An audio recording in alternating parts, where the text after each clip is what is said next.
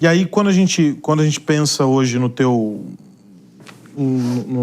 objetivo para esse mercado, essa interação com o Bacen, por exemplo, visa compor um objeto para regulamentar essa sua atividade, etc., ou não?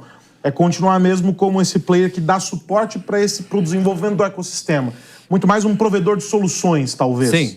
Soluções que, às vezes, são ferramentas isoladas, né? E, às vezes, elas são ferramentas contempladas em softwares, né? Em web que a gente faz. Cara, sim, né? Sempre houve aspirações, né, de nós, juridicamente, nos transformarmos numa instituição financeira bancária, né? Num banco múltiplo, porque eu literalmente abro vários tipos de domicílios bancários ou contas bancárias para celebrar a transação cambial. Então, essa aspiração sempre houve.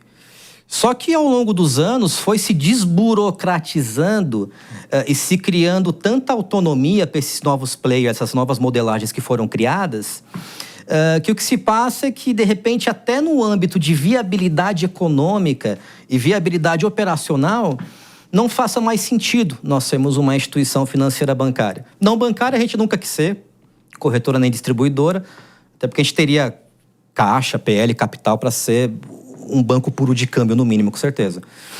Então, talvez hoje, no atual panorama e daqui para frente, não faça sentido essa transformação societária, essa mutação de modelo empresarial.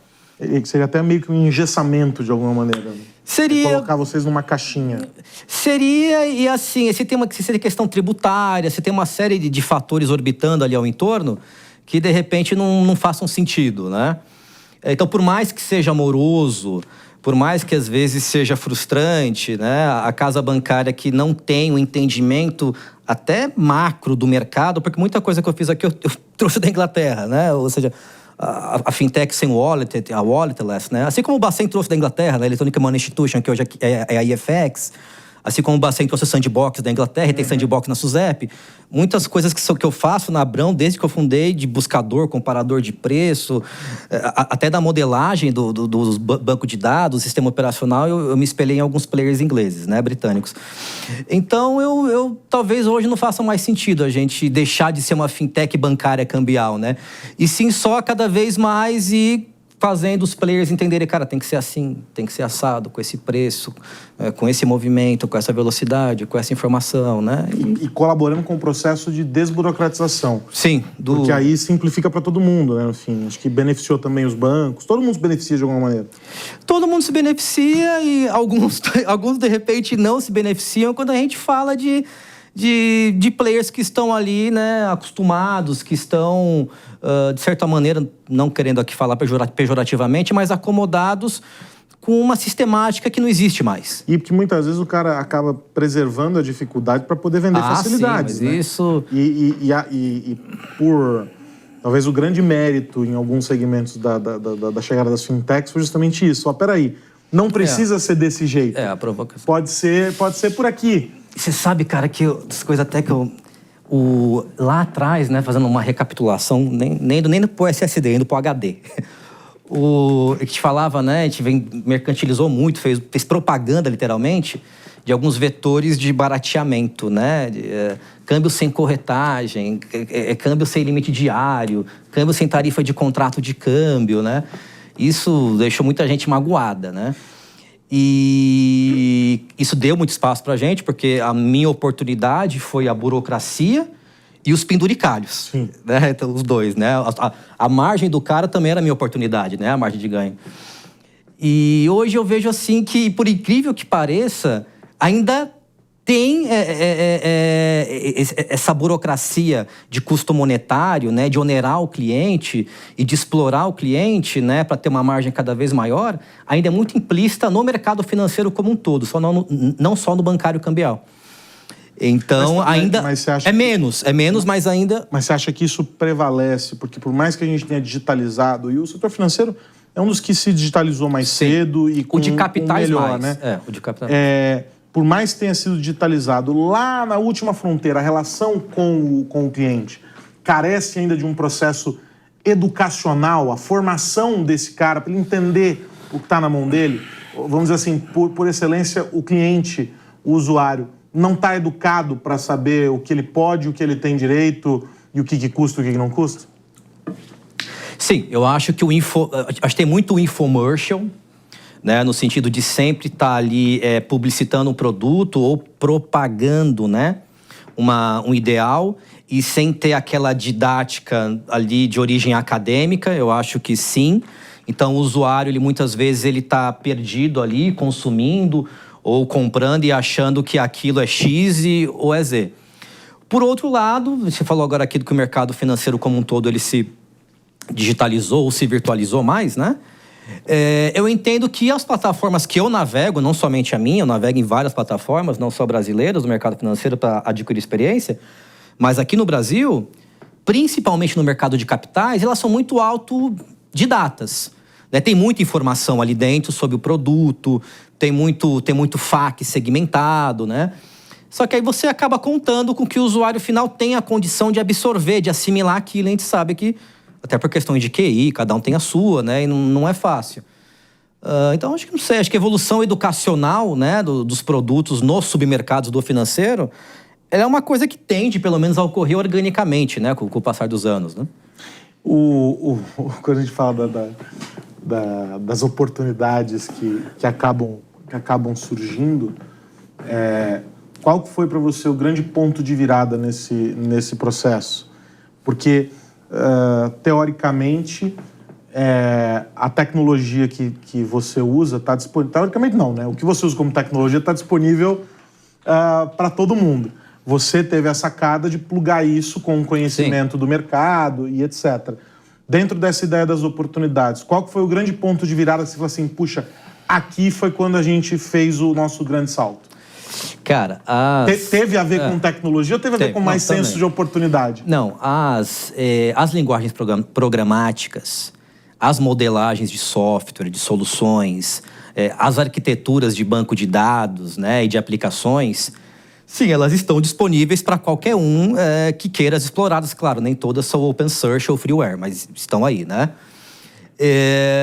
Então, eu falo que o maior segredo, você trouxe agora essa questão do técnico legal, né, ou do legal, quando a gente fala de legislação e normativa, sim, por mais que você tenha acesso às linguagens, às arquiteturas, aos modelos, você conseguir ornar isso com a praxe mercadológica, com as bases legislativas e com as bases normativas. Porque aí se você consegue criar algo lícito e palatável, né? Palatável é o mercadológico, lícito é a legislação e a norma, e aí o tech vem para fazer aquilo rápido, efetivo, assertivo, seguro e assim por diante. Interoperável, com rastreabilidade, parará, 24/7 e assim por diante. Então, cara, eu acho que o pulo do gato você colocou bem, era mato, né? Como é que foi cortar esse mato? Puta, sem menosprezar nada, desdenhar nada, mas hoje ainda tem muito mato, né? O que eu falei agora há pouco aqui dos bancos de middle, e excetuando 2, 3 players gringos que acabaram constituindo ou adquirindo uma instituição financeira não bancária aqui, corretora, 99% do middle, ele é familiar. E familiar, quando é banco, normalmente para atender a cadeia da família. Quando não é bancária, corretora distribuidora, para fazer o que, me desculpa, uma casa de câmbio ou uma casa bancária, os postos bancários faziam há 20 anos atrás, né? Então, o maior pulo do gato é o que ainda existe até hoje, a dor que existe até hoje, né?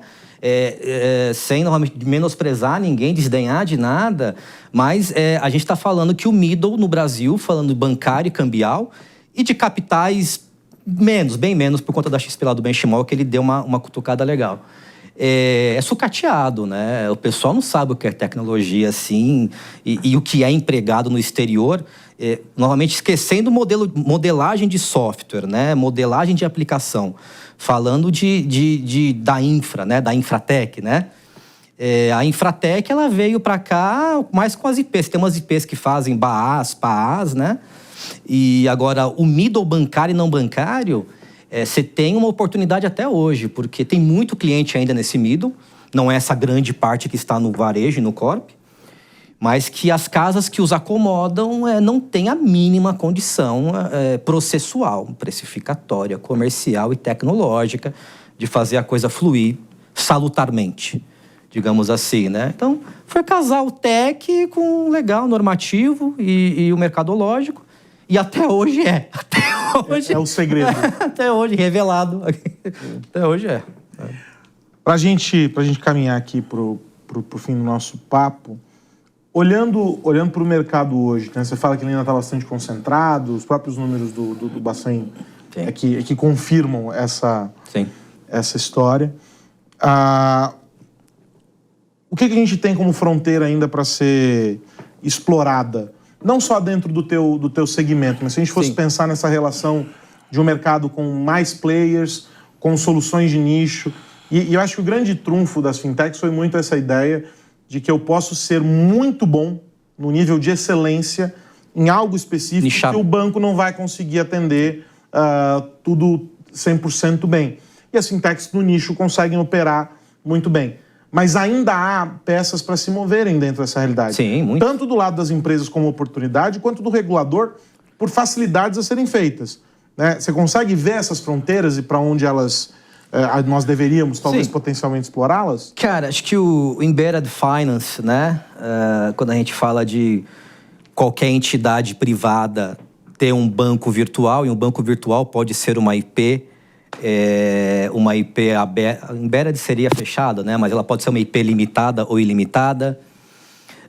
Acho que grandes magazines, grandes players varejistas, né? Perdendo margem ali devido à concorrência, que bom. E esse é o grande anseio deles, poder dar esse passo. O cross-selling começa a ser muito importante, é onde eu consigo explorar mais receita periférica marginal, né? Sim. Então, o Embedded Finance, eu acho que tá engatinhando, mas tem um puta potencial aqui, né? Uma rede televisiva de streaming ou de televisão, radiofônica, né? Ela pode ter um banquinho virtual ali e assim por diante. A tokenização, né? O Bacen ali, apesar de eu ter visto que deu uma amornada na questão da tokenização do real, né? Do nosso chamado Drex. O hype deu uma desacelerada, né? Acho que mudança, de repente, de presidente da autarquia e também questões ali também de políticas monetárias devido à situação aí econômica, priorizações, né? Acabou priorizando. A agenda de governo foi para outro lugar. Outra coisa, mas está indo legal, né? Porque a gente está falando aí do Banco Central, de uma autarquia federal, usar um blockchain, mas um blockchain primeiro fornecido por uma fundação de enorme respaldo, que é a Linux, né? Isso. Com grandes mantenedores. Segundo, blockchain fechado, né? Porque não é uma efetivação processual ou validação processual descentralizada, centralizada. Então, acho que a tokenização vai abrir muita coisa para a gente. E a regulação, né, do mercado de criptoativo, que tem um decreto-lei que mais do que faculta, incube o Bacen de regulamentar o mercado. E os players atuantes, comercializadores de ativos virtuais, as chamadas exchanges. Eu acho que isso também vai ser muito saudável e vai aí abrir muitas possibilidades, porque você tem mais clareza, né? Hoje, no mercado fiduciário, né, no dinheiro escriturado, você tem total clareza do que é manual, do que é dinheiro eletrônico e assim por diante, né? E quando você vai para o dinheiro, nem é dinheiro, né? Porque isso não é um bem de consumo. Quando você vai para o ativo virtual, principalmente criptografado, há um limbo, né?